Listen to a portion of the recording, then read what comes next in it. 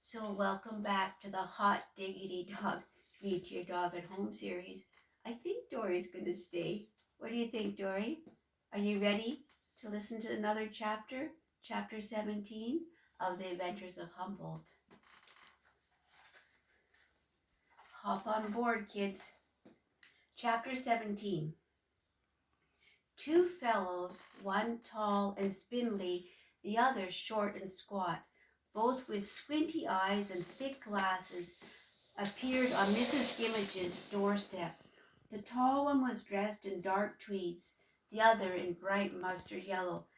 "Inspector Hodge and Inspector Podge, Scotland Yard, at your service, ma'am." "We've got a case of a missing troll," Mrs. Gimmage addressed the inspectors as she ushered them inside. "A missing troll?" asked Inspector Podge, the shorter detective, waving his magnifying glass. "This is significant, enormously significant," stated Inspector Hodge. "Enormously," repeated Inspector Podge, rolling his eyes. A measuring tape, a large notebook, and a tiny dictionary poked out of Podge's vest pocket. Podge leaped through the dictionary and nudged Hodge. "Psst! How do you spell troll?" "Never mind how you spell it. We have to find the fellow, and he's not in the dictionary." "If we find him, what do we say to him? What language does he speak?" Inspector Podge asked, examining a toffee slab. "Never mind." Hodge glanced sternly at Podge. "First off, we'll need to get a set of his fingerprints. Paw prints. I think there are a few on this toffee." Hodge produced a fingerprinting kit. "This used to be Humboldt's favorite," Mrs. Gimmage sighed, setting a jar of raspberry twizzles in front of him. "Significant, enormously significant," said Inspector Hodge. "Enormously," added Inspector Podge, as he dusted the glass jar with his special Scotland Yard forensic powder. Humboldt's paw prints littered the glass. Radinsky, Itzhak's scruffy little dog, trotted into the kitchen, dragging a red woolen nightshirt in his teeth. The nightshirt was adorned with black Scotty dogs.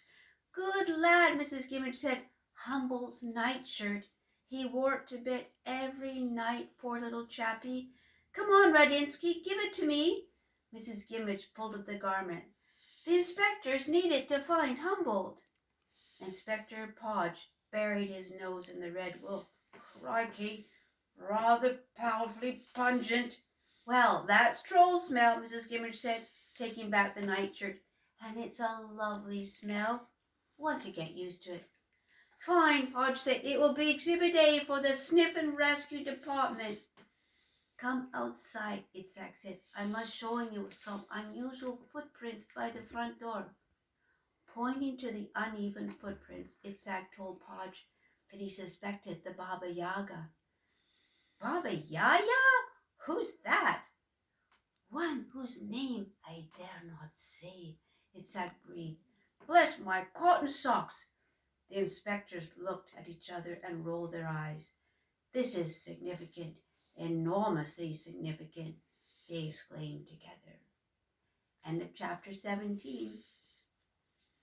Thank you. See you chapter 18. Cheerio.